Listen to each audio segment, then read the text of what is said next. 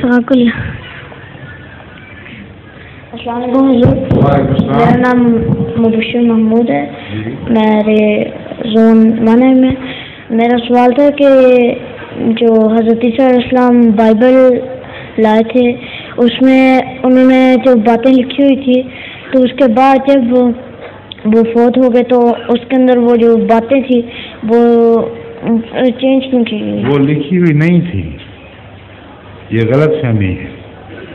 حضرت عیسیٰ علیہ السلام کے وصال کے بہت بعد لکھی گئی ہے، آپ کی زندگی میں نہیں لکھی ہوئی تھی.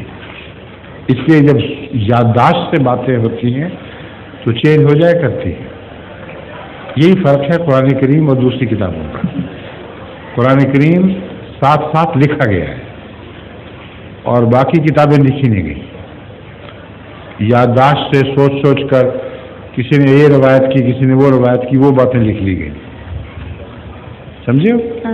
تو حضرت عیسیٰ کے متعلق یہ غلط فہمی ہے کہ انجیل آپ کا وہ کلام ہے جو ساتھ ساتھ لکھا گیا تھا، آپ کے وصال کے بعد لکھا گیا ہے.